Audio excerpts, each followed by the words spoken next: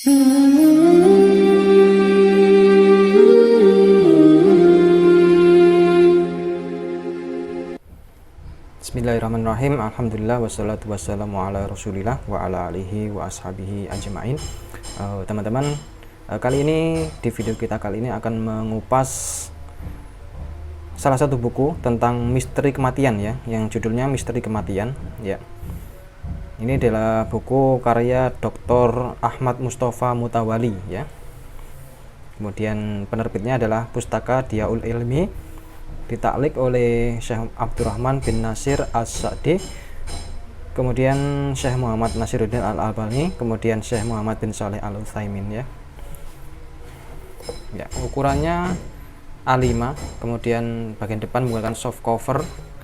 Jumlah halamannya yakni 316 halaman ya. Ini. Ya, kita baca dulu sinopsis dari buku ini ya.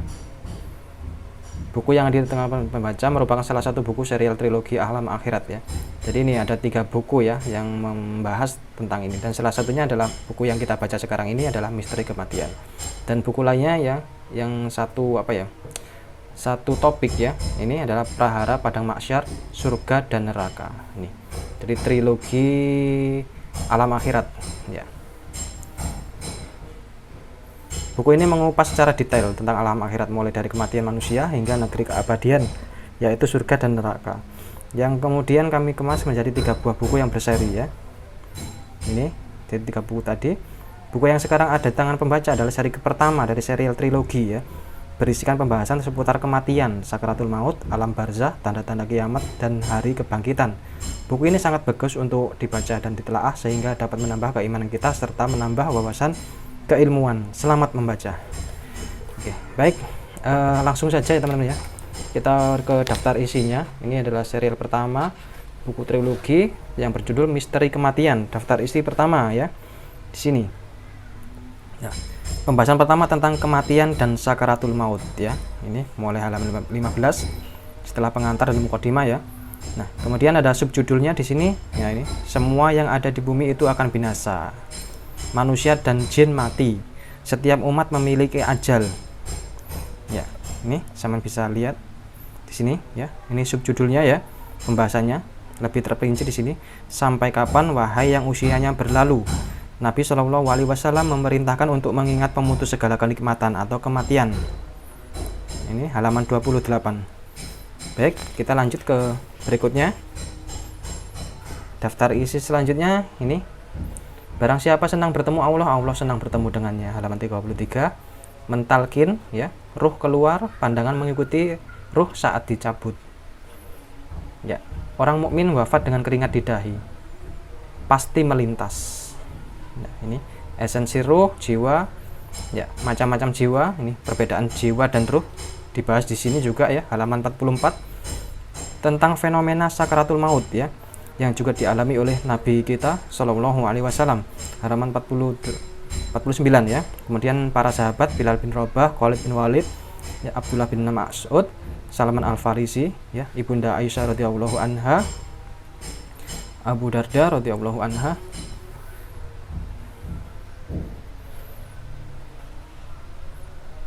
Hudzaifah bin Yaman ya. Ini ya, ini beberapa para sahabat ya. Ini ada juga Imam Syafi'i juga di sini ya. Ada juga dari ulama generasi salaf ya teman-teman ya, para imam kita ya, imam yang 4. Kemudian ini, wahai Anda yang mengaku mengerti ya, sebab-sebab su'ul khotimah, tanda-tanda su'ul khotimah, kisah-kisah su'ul khotimah ya. Ada selain pembahasan tentang sakaratul maut dan juga tentang su'ul khotimah ya. Tanda-tanda husnul khotimah. Nah, ini tadi pembahasan tentang su'ul khotimah, dan ini adalah pembahasan tentang husnul khotimah ya. Peristiwa dan kisah-kisah husnul khotimah ya. Ini diantaranya para sahabat teman-teman ya. Kemudian kita lanjut ke halaman 3 ya.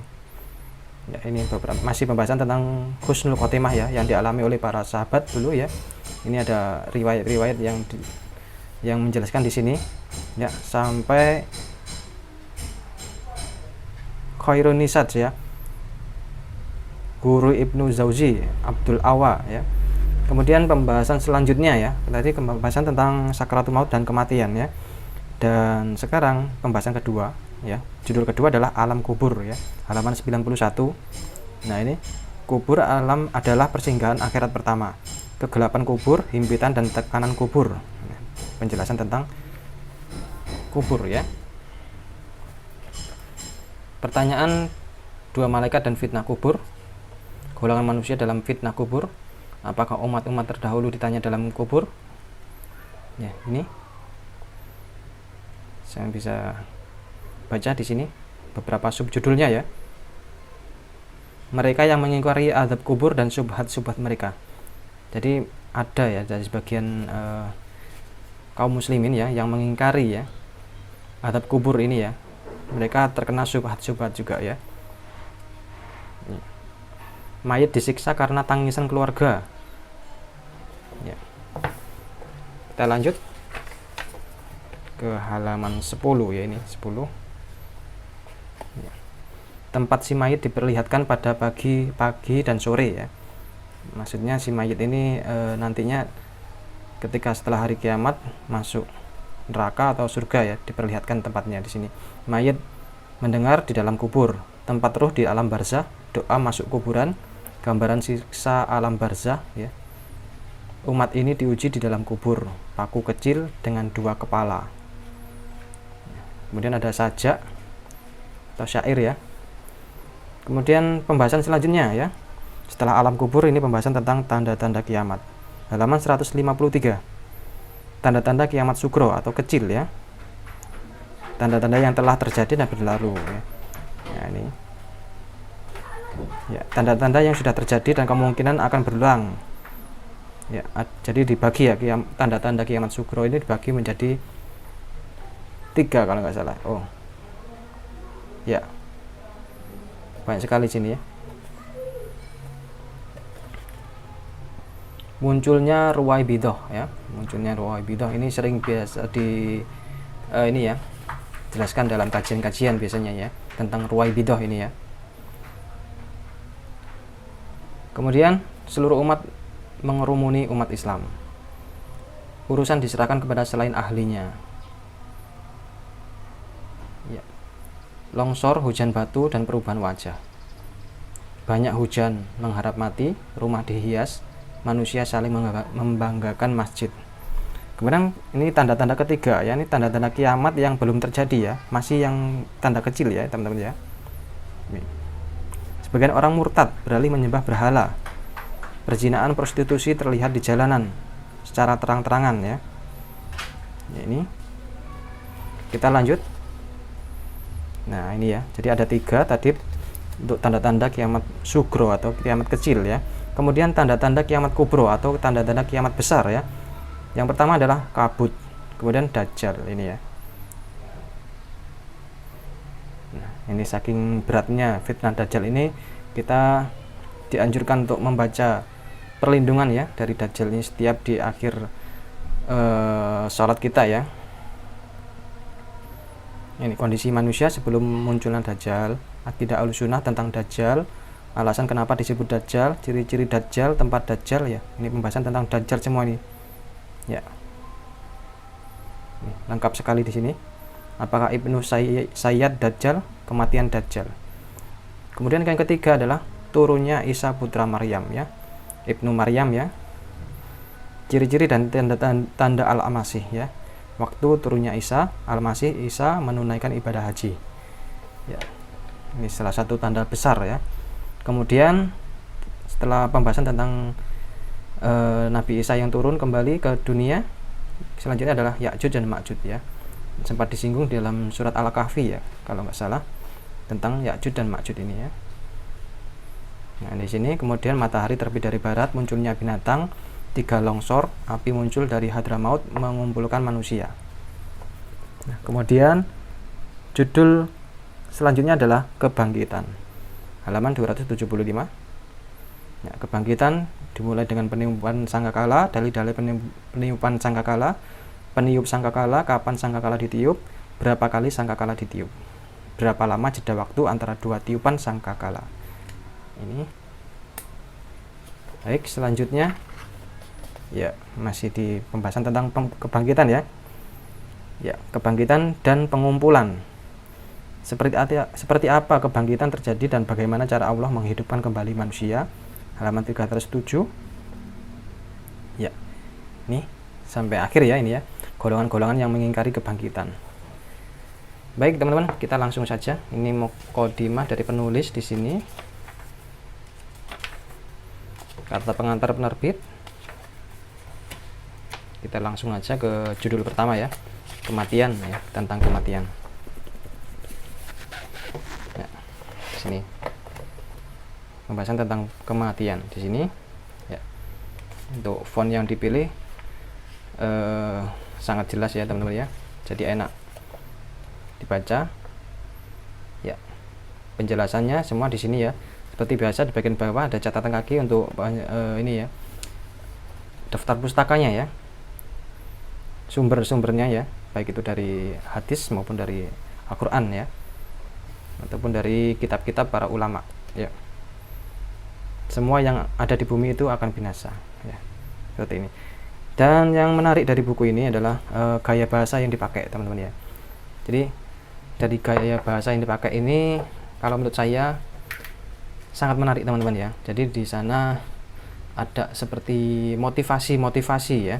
Ada selain penjelasan yang sahih ya tentang apa yang dibahas dalam judulnya ya. Di sana gaya bahasa penulisnya itu sangat bagus sekali. Ada seperti sindiran ya, ada gaya bahasa seperti ajakan ya. Misalnya ini saya coba carikan ya.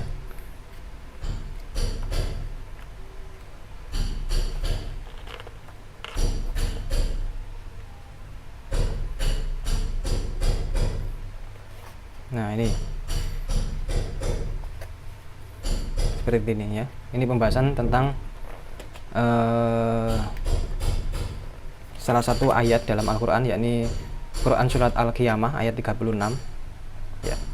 Apakah manusia mengira bahwa ia akan dibiarkan begitu saja tanpa pertanggungjawaban ya. Nah, di sini ada sedikit penjelasan dan juga kata-kata motivasi di sini ya, yang bisa melecut kita dan juga mungkin bisa menjadi koreksi ya, koreksi bagi diri kita ya, seperti ini. Apakah manusia mengira bahwa ia akan dibiarkan begitu saja tanpa pertanggungjawaban? Demi Allah, apapun yang kau ucapkan selalu dicatat hingga kau tidak lagi bisa mengelak. Karena itu Anda harus waspada.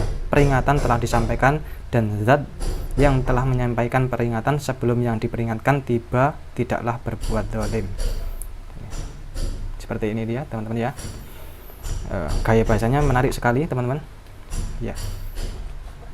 Dan yang pasti ya, penjelasan di sini semuanya sangat ringkas dan mudah dipahami ya. Untuk bagi teman-teman yang para penuntut ilmu ini, saya sangat rekomendasikan untuk buku ini, teman-teman ya. Ini sangat ringkas ya. Ya. Seperti ini. Ya, semua tidak keluar dari Al-Qur'an dan As-Sunnah, teman-teman ya. Baik, terima kasih teman-teman ya. Demikian untuk review buku Misteri Kematian ya, dari Dr. Ahmad Mustafa Mutawali ya. Baik, terima kasih sudah menyaksikan review kita kali ini. Saya akhiri, wassalamualaikum warahmatullahi wabarakatuh.